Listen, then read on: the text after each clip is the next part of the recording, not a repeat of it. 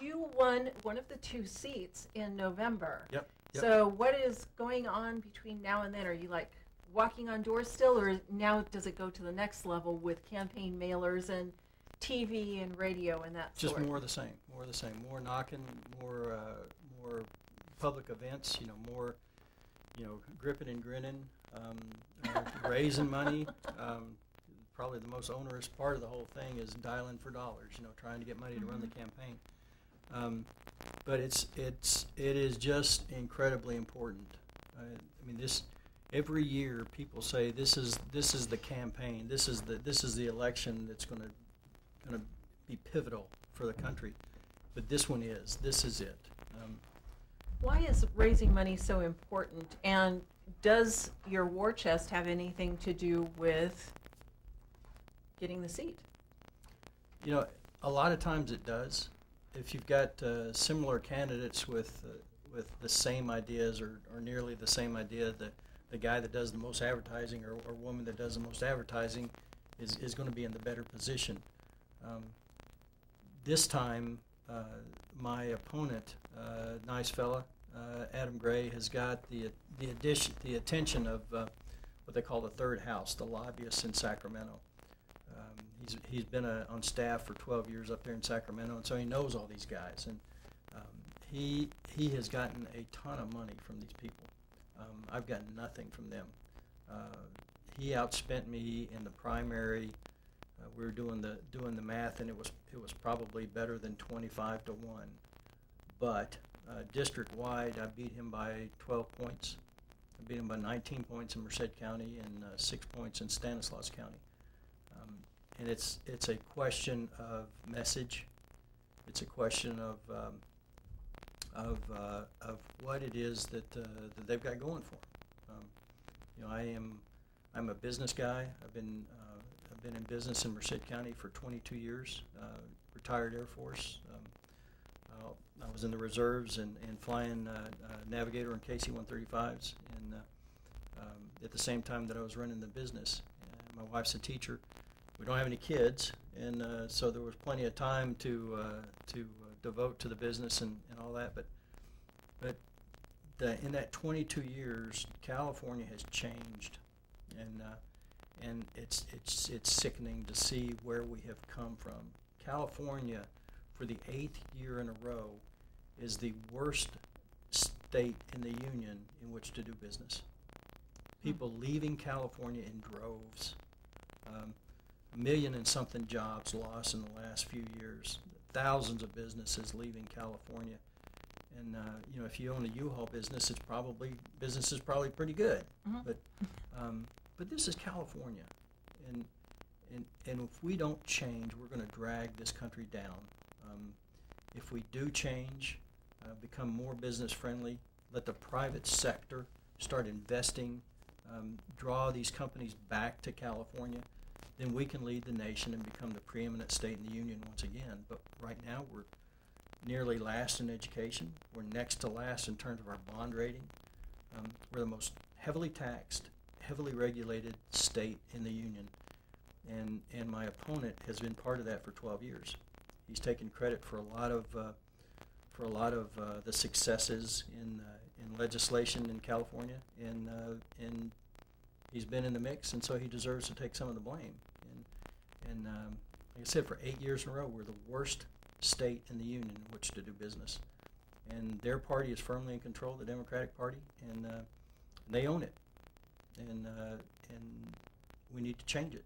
And this is the year for the 21st Assembly seat for a long time, to revert to a pro-growth conservative who just happens to be a registered Republican.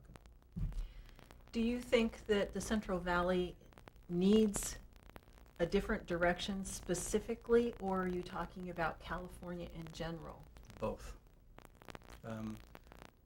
The Central Valley, for instance, the Walmart distribution center in Merced. Mm-hmm.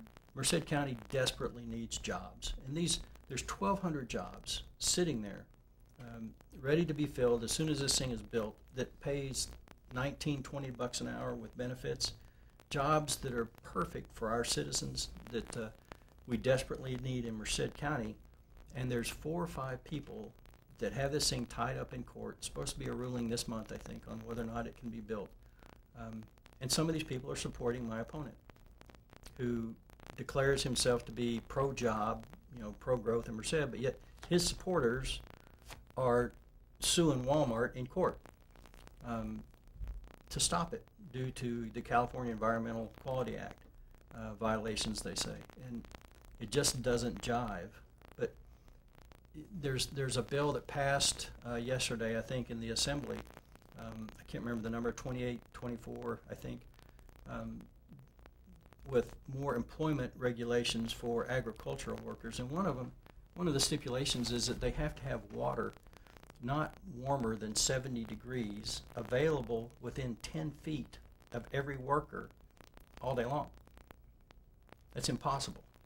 That sort of onerous regulation being foisted upon the agricultural community, which is the hub that the valley revolves around, it's just untenable. It cannot stand. There are just so many employment regulations that are just superfluous. They don't need to be there. But some well-meaning individual has gotten these things passed, and it's just making business a nightmare in California.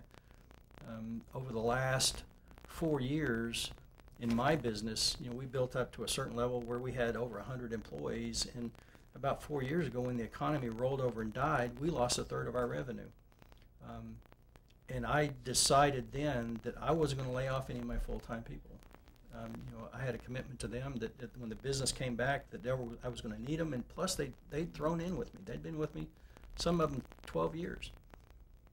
And I just decided right then that I was just whatever it took. And I tell you what, the last 2 years have just been tough. Do you think that California, Central Valley specifically, Merced and Stanislaus County even more finite defined there, do you think that they have become embedded in a quagmire of regulations? Yeah, there's no question. There's no question. You talk to these companies that are leaving, my customers that have either gone out of business or left California for Texas or Tennessee or wherever. The top 2 reasons that they're leaving are taxes and regulations. And they're nonsensical sorts of things. I have a friend that had a car dealership that he sold. He's moving. He's leaving the state. But he had no fewer than 5 different agencies, often with conflicting regulations, that came in and inspected his painting facility. One guy would tell him to do this, the other guy would tell him to do that. He could be in compliance with this guy and in violation with this guy. And it was just a hodgepodge of ridiculous regulations that made life terrible. There's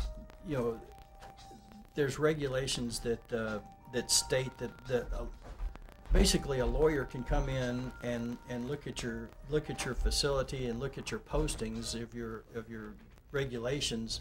I mean, I've got a wall this big with just nothing but regulations that. But if you don't have everything on there that's supposed to be on there, this lawyer can sue you, and he hasn't suffered any damage, but he can sue you and recover damages from you. The amount of the ease that employees have to sue their employer for unbelievable reasons requires you to spend onerous amounts of money on professional liability insurance. It's gotten to the point to where it's just not a whole lot of fun. They've strangled the entrepreneurial spirit in California. The thing that made California great has been strangled to death. It's been taxed and regulated almost out of existence. And if we don't stop and reverse course, there's not going to be any more golden eggs coming out of that goose. Well, taking the other side of the argument here, I'm sure that some people see those regulations as being necessary as a protector of the consumer or even the business person to keep them protected. But it sounds like in the effort to protect, they've actually strangled. Yes, and a lot of these regulations are well intentioned, but they're not well thought through. They're promulgated by people that have no private sector experience, that have never run a business, that have never managed employees. They're a lawyer that maybe never practiced law, or maybe practiced law, but they've never run in my case, a janitorial company, or a car dealership, or a construction company, and they've never seen their regulations in action. I was talking to a farmer the other day, a couple of years ago, from the South, and anyway. The other day is like Yeah, the other day, yeah. 5 years ago. Don't ask me for directions. That's a nightmare. But he had one of these teams show up unannounced. That's got the Highway Patrol and Cal Ocean, all these people, and they start digging through, and they find him. It was like $3,000 because there wasn't any ice in the water. This is like 4 o'clock in the afternoon in the summertime in California. There wasn't any ice in the water jug for the employees. The water was cold. It's just, at the end of the day, the ice had melted, and the cups weren't attached to the jug. They were sitting in the bed of the pickup truck 10 feet away, but they weren't attached, and he got fined like $3,000. He was able to go and get it plead down to a couple of hundred. But it's just unbelievable that sort of thing, that sort of almost borderline harassment would be happening in California. Gee, harassed by the government? I, Jack, where can we find you? yeah, all over Merced and Okay. Stanislaus. Are you having any meet and greets, by the way?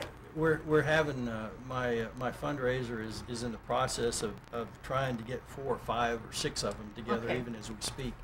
We took a little bit of a breather after the primary, but www.mobley, M-O-B-L-E-Y, for assembly.com, and you can email me off of that site, and I'll answer your emails. But I'd appreciate your vote, appreciate your support, and it's a tough. I could talk for hours about the difficulty of being in business in California. It's just some embarrassing things and some interesting things, but it's a tough environment, and it has to change. Well, if you have time on Friday, maybe between 12:30 and 1, think about it, look at your schedule, Sure. see if you got time to call in, and that'd be we'll great. do a half hour on the radio. Yeah, that'd be wonderful. Okay. That'd be wonderful. So thank you very Thank much. you. I appreciate it. And send Leo in on your way out. I'll do okay. it. I'll do Okay, it. thanks, Thank because you. he's got some stuff to talk about economy He's a as well. great guy. I spent Yeah. a little time talking to him. That guy's a go-getter. Yeah, he is. So it will dovetail real nice from, Yeah, it will. from what you were Yeah. talking about to how the economy's affected him. Absolutely. So thank you very much. Thank you. Appreciate it.